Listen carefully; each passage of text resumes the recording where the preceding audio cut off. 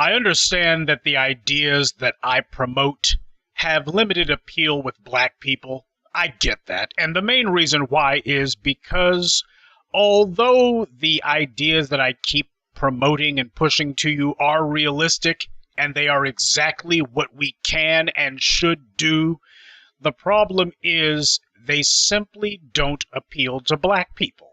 And that's because black people have some peculiar notions about what they know they ought to do and then what they actually go out and do. The solutions that I propose happen to have 3 details that black people hate. First of all, my ideas don't get a whole lot of attention, so they aren't sexy to black people. See, black people, black men in particular, are very prone to do the whole rah-rah, we're gonna show those white supremacists, oh, we need to go out in the streets and we need to arm ourselves and what we're gonna do, when they're not going to do anything. They're just trying to get some attention by being the loudest person in the room, and after they get some people to say, yeah, they're pretty much done. So that's the first problem that my ideas have.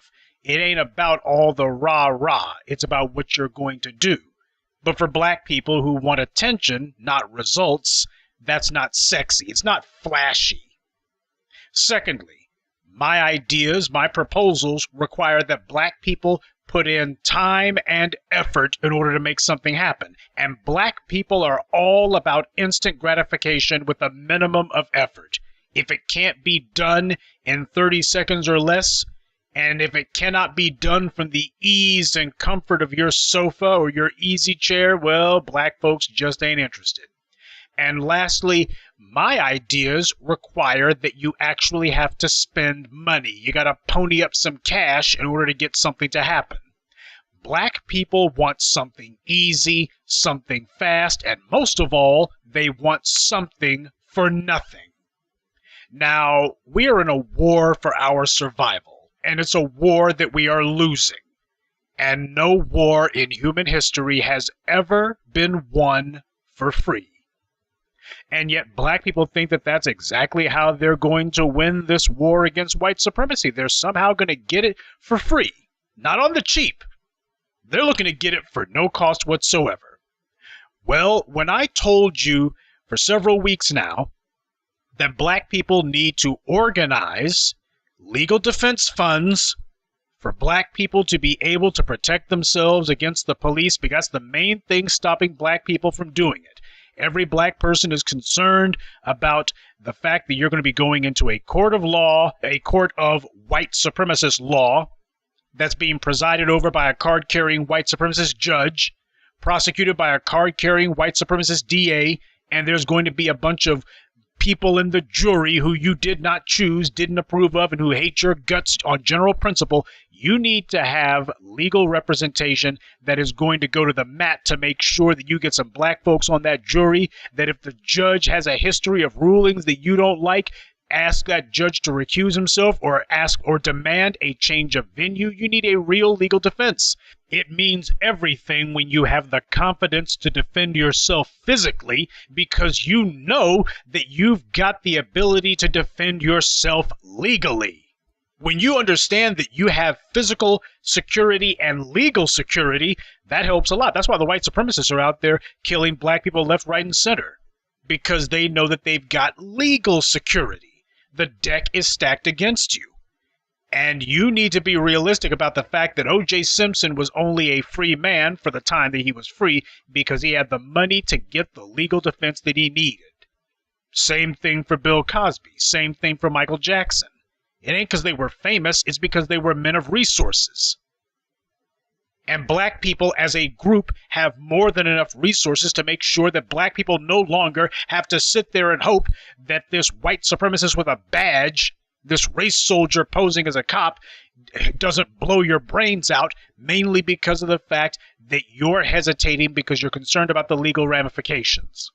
You're feeling like you're damned if you do, damned if you don't. Well, you don't have to be damned if you do, as long as you have legal representation, but that comes from the community. Now, that's not sexy to black people. When you sit there and say legal defense fund, oh, well, that's not sexy, bro. I thought you was talking about taking the war to the enemy, brother. Well, in legal terms, the best offense is a good defense. Now, normally you hear that the best defense is a good offense, but in legal terms, since you ain't going to be the DA, your best offense is a good defense. Criminal defense. So yes, a legal defense fund strikes at the very heart of what it is that we need in a lot of ways, because I can tell you right now, if Philando Castile had the confidence of knowing that he did not have to wait to see what this race soldier was going to do, he'd still be alive today. But you know what? A lot of black people sit back and let these race soldiers kill other black people because they themselves hesitate because they happen to have white justice, the white justice effect, as I call it. They're concerned about the fact that the race soldiers have taken over the judiciary and we do not pony up the money to give ourselves a good defense. Now, you may look and say, well, brother, that don't mean too much. I mean, how important can that be, brother? And this is how dumb a lot of black people are. Now, you go ahead and you look at what the bad guys have done, because they just upped the ante using the exact same idea that I brought to you before them. Now, I don't mean to have gone on and on like that, but that's something that needs to be said here. Black people are losing the fight because we don't know how to strategize, we don't know how to conceptualize a proper order of battle so that we can actually win. Now, I'm going to get to the heart of the matter, which happens to be that the NRA has organized their own Kill a Black Person Legal Defense Fund. But first, we need to educate you on what the NRA is. In the 19th century, the United States government passed the Anti-Ku Klux Klan Act of 1871 into law, making the Ku Klux Klan a terrorist organization. This was during Reconstruction, so the North wanted to make sure that the South would be reconfigured in a way so as to prevent another civil war. It wasn't that they hated the Klan, they just hated the Klan as political opposition to the North's continued governance of the country. Now, keep in mind the Ku Klux Klan Act of 1871 was made into law in April of 1871, and only a little over 6 months later, the National Rifle Association was founded in November 1871 in New York City. And this is no coincidence. Their entire reason for being was to promote gun clubs, albeit only for white people. The NRA did not do anything to make sure that black people could be armed against the Ku Klux Klan or against any other white supremacist organizations. There have been some, though, who have invented all sorts of tall tales and fairy tales meant to say that the NRA somehow supported black gun rights, but when you try to substantiate these rumors, you find nothing. There are entire websites now that are devoted to debunking all of this NRA isn't really racist claptrap. The NRA's membership, their leadership, their political allies, and what they stand for has been strident anti-black racism through and through. When the Black Panthers were lawfully carrying guns in the 1960s to protect themselves from white marauders, where the hell was the NRA at then? Now, you would think, considering that the NRA never saw a mass shooting that they wouldn't support, that the NRA would have been solidly in the corner of law-abiding black men and women who organized themselves against blatant government tyranny. Isn't that what the NRA is always talking about? How citizens need guns to protect their freedom from the government? So these were black people trying to protect their lives from the government. So the NRA was all about gun owners' rights then, right? Right? Except you already know that they weren't. Not where black people were concerned, because in 1967, in response to the Black Panthers exercising their Second Amendment rights and openly carrying guns as the Constitution allows, Republican California State Representative Don Mulford proposed a ban on openly carrying guns, and then Republican California Governor Ronald Reagan, yes, that Ronald Reagan, sponsored the bill and ramrodded it through the California Assembly, signing it into law. Now, you make sure you remember that. From the From the founding of California in 1850, you could carry guns openly. Even the assassinations of Presidents Lincoln and Kennedy wasn't sufficient to get California to change their laws. But when black men merely carried guns, never used them, might I add, there were no black men committing any Texas bell tower type assassinations of citizens, no black people shooting at politicians, and yet all it took was a few black men carrying guns, and California's legislators were falling over themselves, tripping over their shoelaces to outlaw it.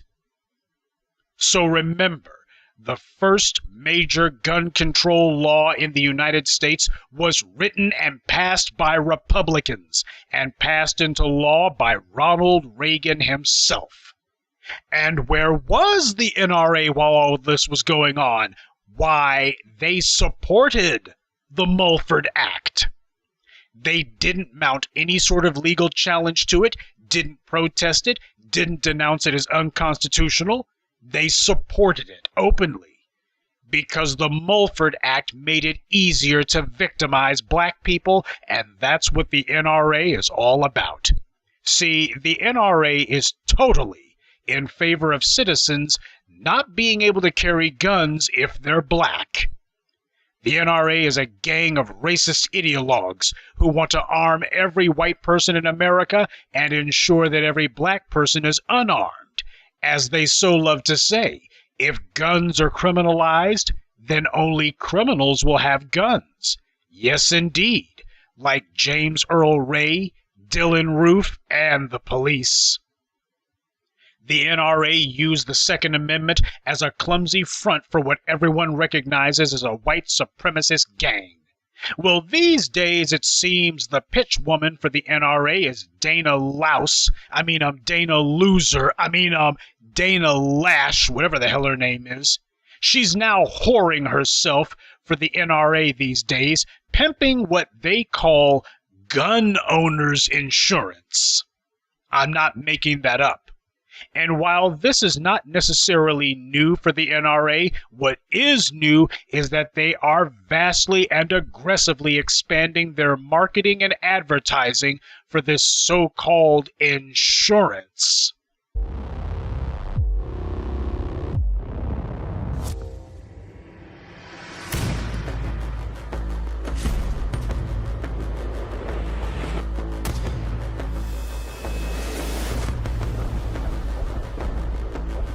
I really do believe that an armed citizenry makes for a stronger country, a stronger society, a safer society. And we prepare for so much that leads up to pulling the trigger.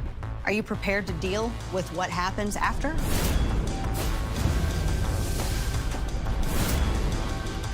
It's as complete a package as we could possibly have put together.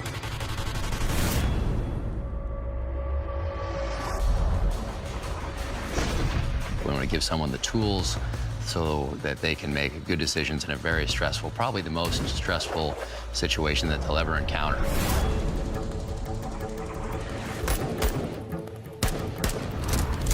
Having the NRA actually put together standardized concealed carry training and putting the resources behind it, says quite a bit. Everybody involved has that real world experience, has the education, has the understanding. You know that this training is safe and it will work. From the tactical low ready up.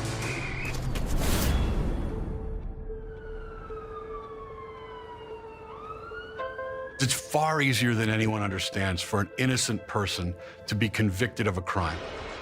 We live in a litigious society. You need an attorney that understands what you've gone through, that understands the legal parameters of this situation, and is going to be able to not just adequately defend your rights, but to defend your rights from the tyranny of restrictions that prevent you from being able to defend yourself. Protect yourself. Get Carry Guard.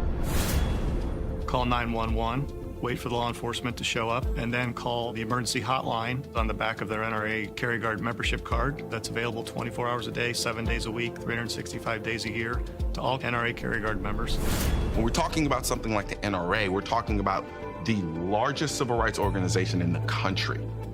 There is no other entity that has the expertise, the resources, the connections, the philosophy, and the infrastructure There is no other organization in the United States of America that can do what NRA has done with Carry Guard. There is no organization that gives you that gold standard protection and assurance. If I find myself in a position where I had to use my gun to defend my life, I can tell you right now, I'm going to be glad that I had the Carry Guard.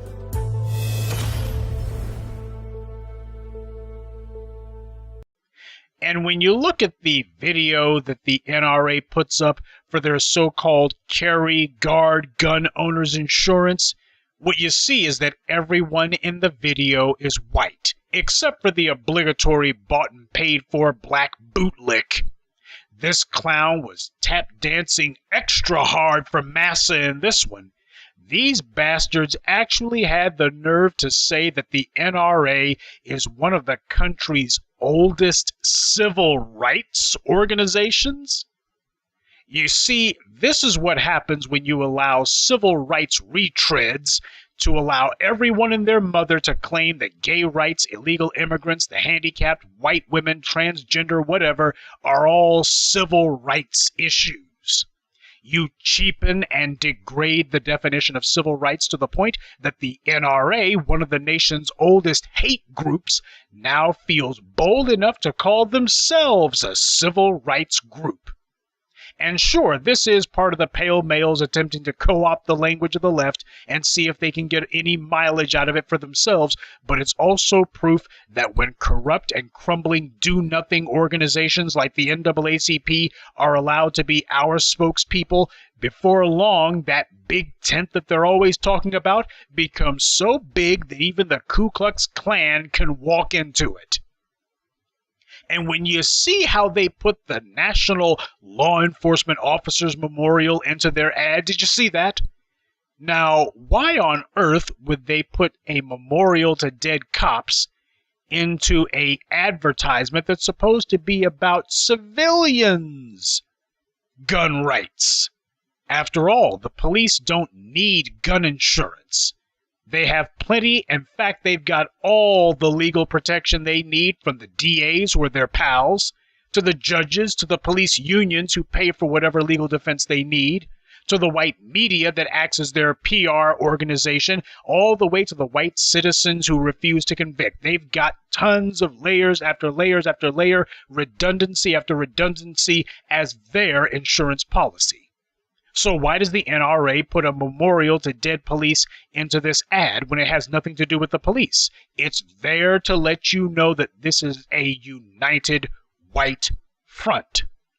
I want to know where the memorial is to the victims of police murder. Where's the memorial to the victims of police violence at? Where's the monuments to the unarmed people, mostly black, who the police have murdered? Not there. The NRA isn't going to acknowledge that. And of course, the NRA infamously gave no support whatsoever to Philando Castile's family. No legal fund for them. Nothing at all. The NRA is no longer sitting back waiting to see if the race soldiers outside of the police are going to begin attacking us. They're offering to foot the bill for anyone willing to do so now. That's what this is. This is not any sort of gun owner's insurance.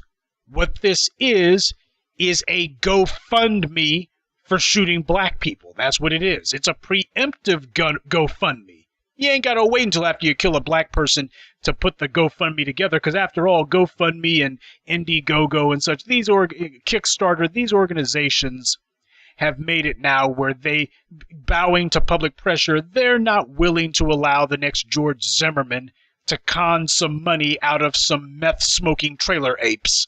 So now what's happening is that one of the big white supremacy organizations has organized their own personal GoFundMe for killing black folks. The NRA fully understands that this insurance policy is a bounty put on the heads of every black person in America. This so-called insurance is only meant for white people, and just in case you were too dim-witted to figure it out on your own, when you go to the NRA's Carry Guard website and look at the people featured in the promotional material, they are all white. From the craggy-faced crone, Dana Loser, who is about a day away from doing a granny porn video, to the clearly inbred so-called Navy SEALs. By the way, they love to put Navy SEALs or military guys into their gun ads, and this is meant to appeal to the Call of Duty pale males. You know, a little bit of white male power fantasy garbage. And these Call of Duty commandos, you know them, the sorry bastards who got some guns, ran up on Black Lives Matters in Minneapolis, and then wound up running for their lives afterwards. Being a Navy SEAL doesn't impress me. Mainly because trash like Eric Prince, you know, the founder of Blackwater, he was a Navy SEAL. Hell, Jesse Ventura was a Navy SEAL, for God's sake. Most of Blackwater's staff are former Special Forces who caused one of the worst foreign security messes ever in Fallujah during the Iraq War. These Navy SEALs, they're not super soldiers at all. Most of them are just the white boys who actually learned how to shoot straight. I guess for them, that's what qualifies as a super soldier. And by the way, speaking of the Minneapolis morons, you notice how Dana Lash and her ilk never have a word to say about that? The NRA says nothing about it either. Seems there's no such thing as irresponsible gun ownership, if the gun owner in question is white. And while the NRA rails on and on about how overbearing the state is, they still haven't said a word about Philando Castile's Second Amendment rights being violated. Consider this story out of Florida. A black man at a Waffle House is attacked by two trailer apes. He kills one of them, waited far too long if you ask me, and thanks to the video, the racist state's attorney's butt was in a sling and he couldn't even file charges against the black man. One less piece of garbage on the streets. This guy deserves a citation, by the way, but notice how you never see the right-wing media praising this black man. They don't hold this up as an example of a citizen who protected his freedom and his safety with a gun. They don't talk about citizens who defend their lives with guns by citing this example. The NRA doesn't hold this guy up as a proud example of how the Second Amendment saves lives. Not one white person has said a word about stand your ground on this one. Because the NRA is a white supremacist organization, have been from the jump, and in their world there's no such thing as responsible gun ownership where black gun owners are concerned. Guns aren't to defend yourself from crime in the NRA's view. They're to help white people carry out sneak attacks on black people. And this gun insurance, this bounty on black people's heads, it is meant to encourage not the police to kill people, it's meant to encourage the rank-and-file white person on the street to do it. This is meant to be hung jury insurance. It isn't meant to embolden the racists with badges, it's meant to embolden the next George Zimmerman, the next Michael Dunn. You remember him, the bastard who murdered Jordan Russell Davis? You'll also recall that his first trial ended in a hung jury. See, that's how close this bastard came to getting away with it. There were white people who looked and said, come on, this is the race war. We're all supposed to get on code and let him off the hook, right?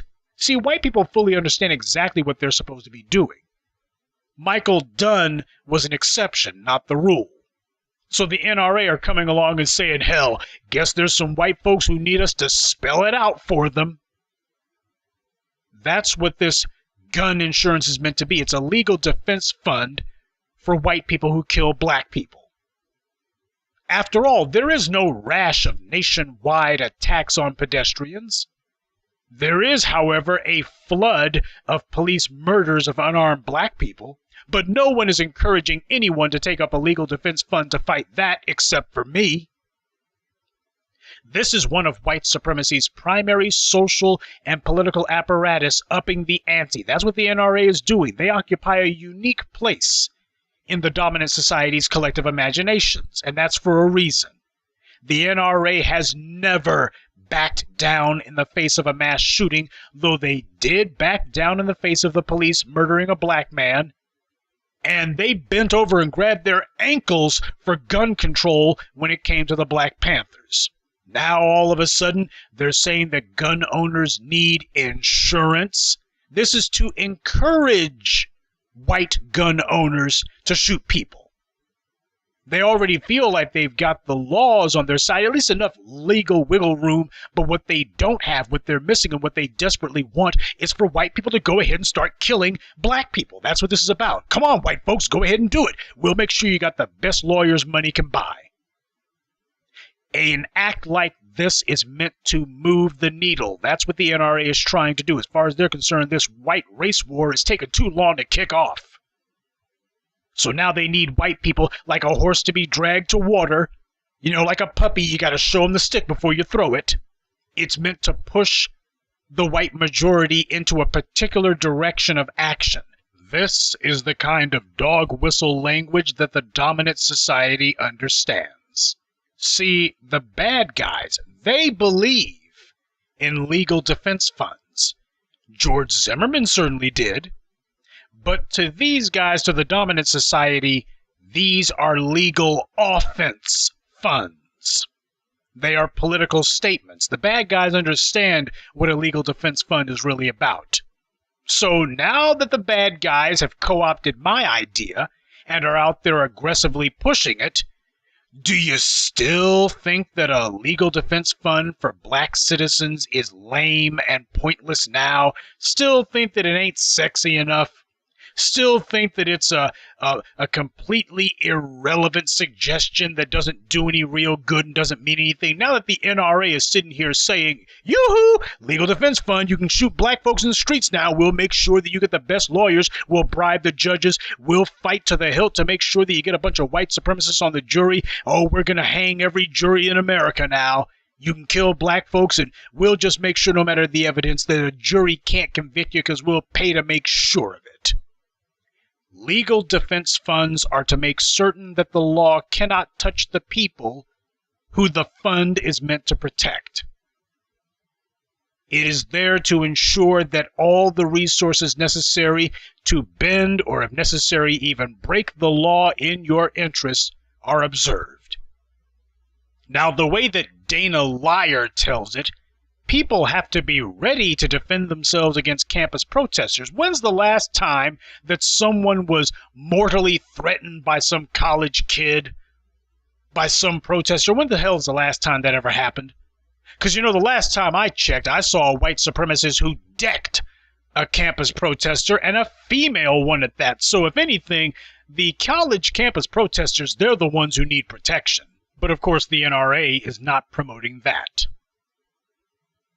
And the interest that white people are showing in this, you have to wonder why. Well, of course, if you got half a brain, you ain't got to wonder. You have a lot of white people who are anxious right now, particularly anxious. Now, no one's shooting white people in the streets. No police are gunning white people down, shooting them in the back 8 times like they did Walter Scott. There's no white people who have their hands up and get murdered like Betty Shelby did to Terrence Crutcher. There's no white police running around deciding that they're going to strangle people to death with illegal chokeholds like they did Eric Garner. So clearly, this defense fund isn't meant to help people have the confidence to defend themselves against loony leftists. That's not what this is about. Even after the white-on-white crime incident at that Republican softball game, you still can't justify something like this because there's not enough people being threatened to make this necessary. So what's it really about then? It's about white people trying to find a way to embolden themselves to do something that they've been aiming to do and angling to do and just champing at the bit to do for 150 years. This is about fomenting a race war. And it's about giving white people the confidence to just go ahead and shoot black people at random, and don't worry, NRA's got your backs. Because if you have a white person who goes out and kills black people openly, and then what happens is oh man, we've had 2 trials for this guy. We had a trial that ended in a hung jury and a mistrial in the other one, and he's not taking any plea deals because his lawyers are like, forget it, we can beat the rap. How does that embolden other race soldiers? Gangs of them. That's what this is meant to do. This is we need to get white people on code for the race war defense fund. That's what this is about. You got white people who are anxious about a lot of things, not any direct threats, mind you. There are no direct threats to white people. But what they're anxious about is the end of their guaranteed unearned place in the world. And not just in the United States. They look at what's happening over in Europe. Oh, there's a migration invasion. Oh, you mean like the white folks who flooded into Africa? There's still more white people in Africa than there are black people in Europe. But you're not going to hear the white media educate you about that, by the way. You'll hear about boat people going to Greece or to Spain or France or to Italy, but you don't hear about the white folks with guns who bum-rushed their way into Africa. You don't get to hear about that. White people are very anxious for a good reason. The days of the world being their oysters seem to be coming to an end, and they're out of ideas on how to prolong those days, so this is pretty much the last thought that comes to their heads. The NRA has been out here stirring the pot, putting out all these bullcrap ads. My question is, where the hell are our ads at? Where are our ads calling out white supremacists like Dana Lash, who have openly advocated and defended violence against black people? Dylan Roof is a perfect example of a racist whose so-called manifesto was just a clumsy compilation of quotes from Bill O'Reilly's Talking Points memo. But that doesn't get much airplay. Nobody talks about that, because if anyone's going to do it, it must come from us. Now, if a black person gets one of these bullcrap insurance policies from the NRA and kills a cop in self-defense, just out of curiosity, can we expect the NRA to bankroll their legal defense? If a black person has to defend themselves from some white trailer ape like the brother did in Florida at that Waffle House, just out of curiosity, if the trailer ape's family decides that they're going to try to take legal action against this brother, I wonder if the NRA would pony up the money to defend him in court. Somehow, I doubt it. I would imagine that they would not support a black person claiming self-defense any more than they supported Philando Castile, who had a concealed carry permit. So for all the black folks out there who just don't get it, yeah, the suggestions that I give do seem to be a little bit outside of your wheelhouse. That's because my suggestions are rooted in the real world. They're not rooted in psychological masturbation. They're not rooted in helping you have a quickie rah-rah moment. They are rooted in understanding how to cut the legs and chop the balls off of white supremacy. And speaking of balls, it's also rooted in giving you a pair so that you can finally have the courage and confidence necessary to stop sitting here hesitating. It is about disarming white justice syndrome, the white justice effect. I'm talking about neutralizing it. And the white supremacists are talking about turbocharging the white justice effect, making sure that white race soldiers are emboldened and that you are cowed. You are not going to be able to stop the aggregated resources of the NRA with a bunch of talk. Psychological masturbation ain't going to do it. The bad guys are putting resources behind what they want. What are you putting behind it? It is not enough merely to say that you want to fight. At some point, you got to ask, what's our defense going to look like? If you're trying to find a way to move the needle, the NRA is showing you how it's done, but the thing is, I told you about it before they did. I gave you an example beforehand. We need to make it a point to start listening to the black people who are promoting thinking proposals. Proposals that are rooted in the real world and not in a momentary, we need to get some guns. Well, if you get some guns, you're going to need a legal defense because you having guns is illegal from the jump. It doesn't have to be. But at the end of the day, we're getting killed out here, not merely because of the fact that the bad guys are emboldened, but because of the fact that we don't understand where our hesitation and our lack of action is coming from. It's coming from the fact that we understand that if you try to defend yourself, you're going to be stepping into a white legal bear trap. And the way to pry that bear trap from around your leg is to have a real defense. Or are you going to wait until some white race terrorist who has been emboldened by Dana Lash and the NRA's Legal Defense Fund decides that he's going to put action behind his words.